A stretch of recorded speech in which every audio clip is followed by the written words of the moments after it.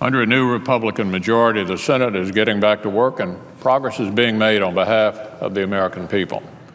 We saw another example of that yesterday when we passed the most pro-passenger, pro-security FAA reauthorization in years. It's the product of dedicated work from Senator Thune, Senator Ayotte, and their ranking member counterparts, Senator Nelson and Cantwell. These senators ensured Republicans and Democrats both had a say on this bill, and we ultimately arrived at balanced legislation that passed by a very strong bipartisan majority. It takes important strides to bolster national security against the threat of terrorism. It contains provisions to help frustrated passengers, and it won't levy a nickel in taxes or fees on passengers or impose the kind of overregulation that can take away their choice or threaten service. As the Washington Post reminded us, this is the second major transportation bill approved by the Senate within 5 months.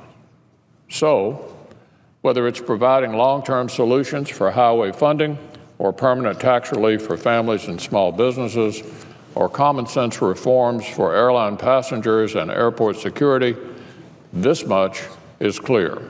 The Republican-led Senate is working to address issues that affect our constituents on a daily basis. Now, Mr. President, passing the FAA reauthorization bill isn't the only legislative milestone we'll mark this week. Today, we'll pass, as the New York Times put it, the first major energy bill to come to the Senate floor since the Bush administration, the passage of which, as the paper has also noted, would represent a significant step forward for the nation's energy policy. It has been nearly a decade since the Senate last debated major energy legislation, and much has changed in that time. That's why Senator Murkowski, the Energy Committee Chair, and Senator Cantwell, the ranking member, worked for the past year to move broad bipartisan energy legislation, the Energy Policy Modernization Act.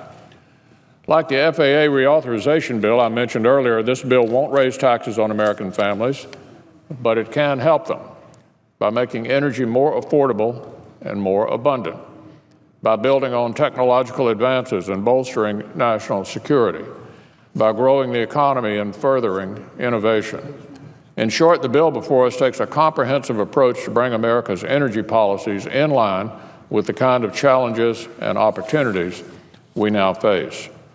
The bill managers worked ceaselessly to see this bill through to final passage, and now, following yesterday's passage of the most pro-passenger, pro-security FAA reauthorization in years, the Republican-led Senate will today pass the first major energy bill in nearly a decade.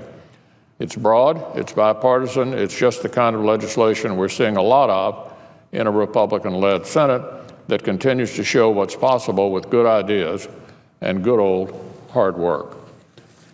And finally, on the topic of hard work, the reason the Republican-led Senate's been able to pass so much good legislation over the past year is because we resolved to put this chamber back to work.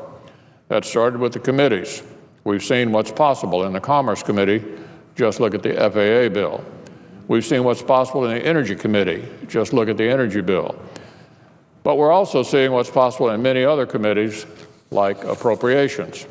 Last year, the committee passed all 12 of the bills that fund the government. Passing all of those bills through committee used to be fairly routine, yet it hadn't happened in years by the time the new majority took over. We changed that last year. We resolved to do even more this year.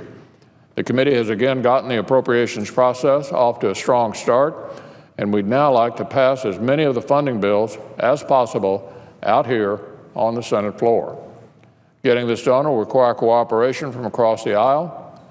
While our Democratic friends recently wrote a letter pledging cooperations in the appropriations process, this is a win-win opportunity, they said, and we should seize it together. With the appropriate cooperation, we will, and we are. The Appropriations Committee has already conducted more than 40 hearings since January. Tomorrow they'll mark up 2 more funding bills, which follows their action last week to pass 2 others on a bipartisan and unanimous basis. We're about to consider one of those funding bills out here on the floor. The Energy and Water Appropriation Bill is thoughtful, bipartisan legislation that will ensure a fiscally responsible approach to a variety of issues, things like national security, energy innovation, waterways, and economic development. I look forward to talking more about it tomorrow, and I'd like to thank Senator Alexander and Senator Feinstein for their many hours of hard work on that bill. I'd also like to recognize Chairman Cochran for everything he's done with Ranking Member Mikulski to get the appropriations process moving forward.